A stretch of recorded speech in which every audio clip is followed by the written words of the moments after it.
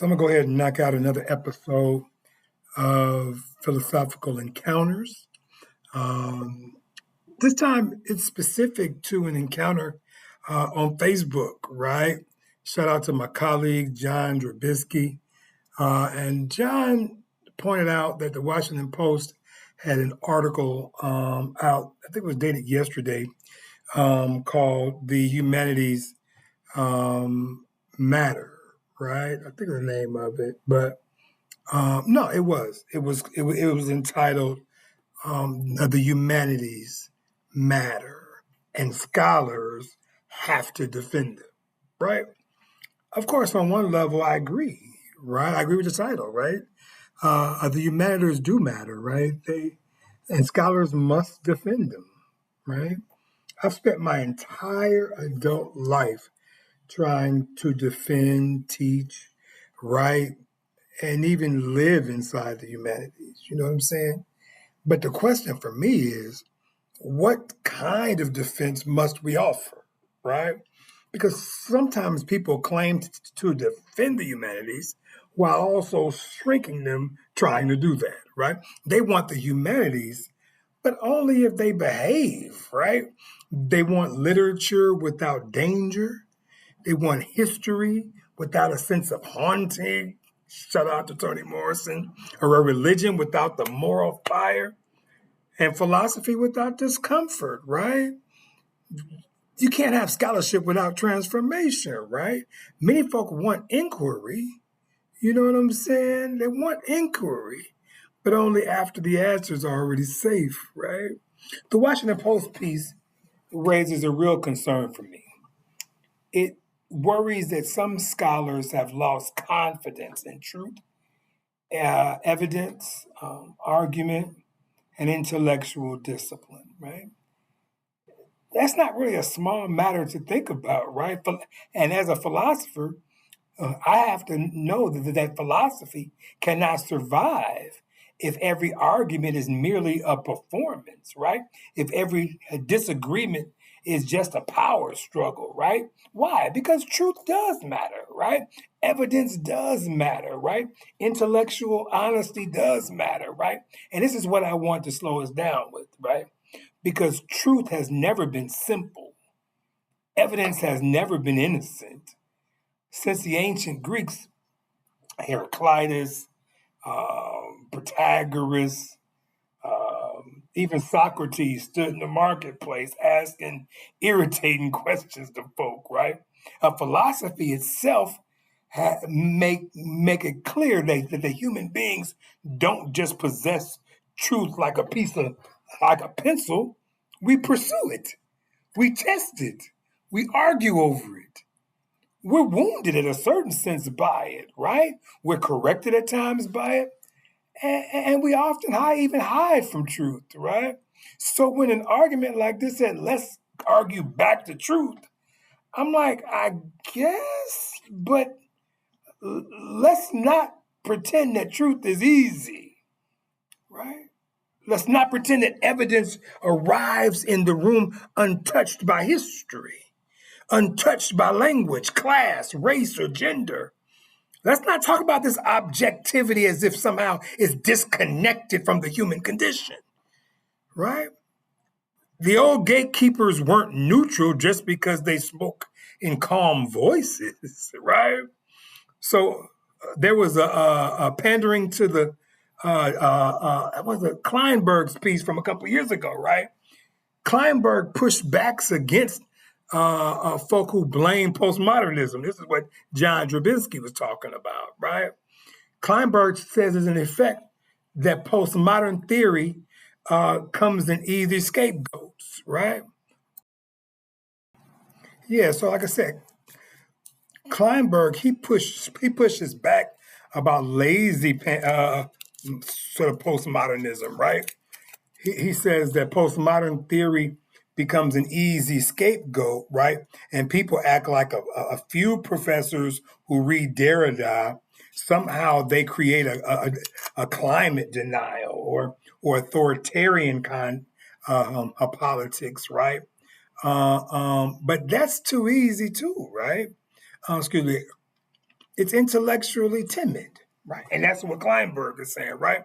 But he's not saying truth doesn't matter. Kleinberg says that we need a braver account of what truth is, right? We need to ask, I think, how truth claims operate, right? Who gets to authorize them, whose experience gets counted, whose don't, right? And why some stories become objective and others become dismissed as just grievance or identity politics or DEI or activism, right? So Brother Kleinberg actually responded to John Drabinski earlier. And so that's what got me fired up about this issue, right? Because philosophy does matter, right? I often tell students that philosophy is less a subject than a discipline, right? It's a way of thinking about subjects, right?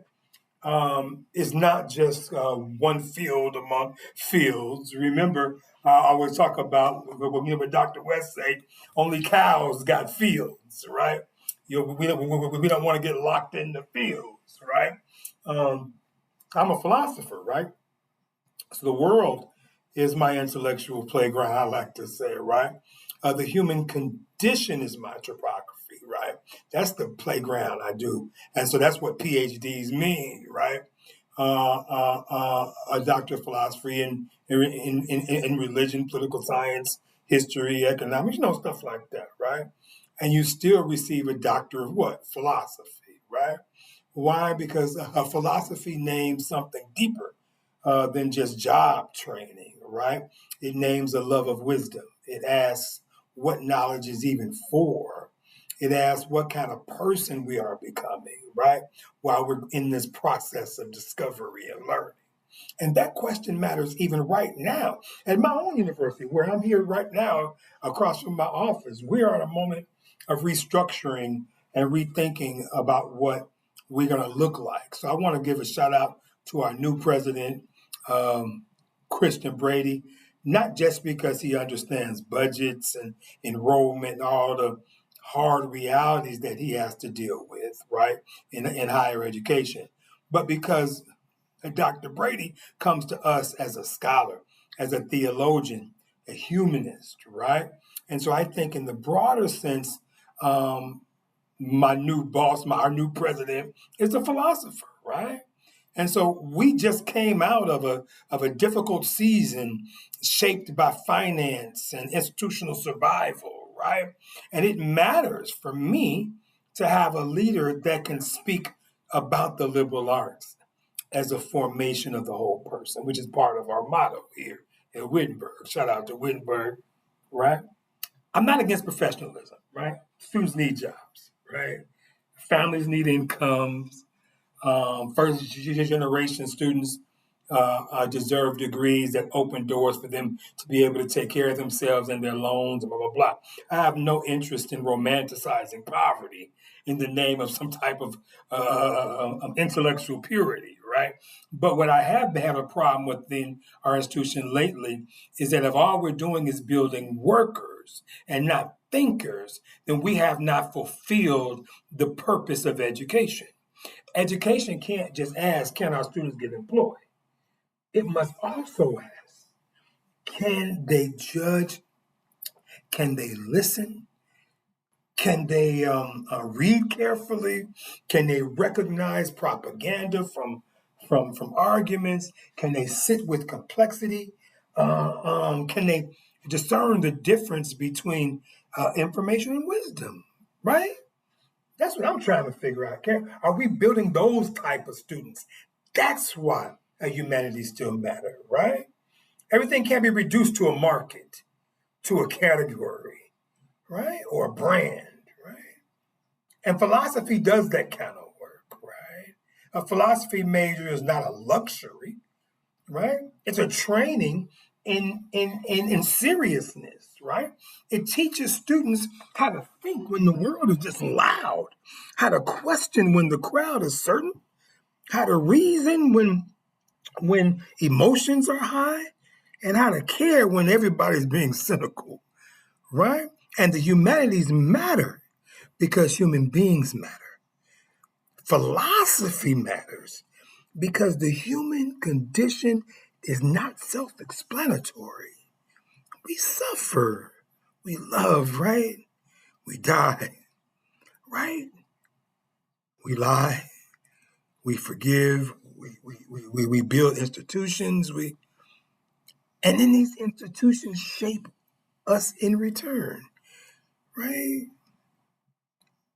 The truth is, how can I put this? Scholars must defend the humanities, right? But we also must not defend them by making them timid, Kleinberg, Kleinman. And we must not defend them by attacking imagination or activism or literature as the professional degrees want us to think about, right? We must defend the humanities by showing that truth and justice need each other. Evidence and imagination needs each other, right? A professional preparation and moral formation needs each other, right? In philosophy, we're right there in the mix, right? We're right in the middle of this. We're at the crossroads of all this, right? Not above the world, not outside the world, but in the think of it, as Cornell would say, in the funk of it, right?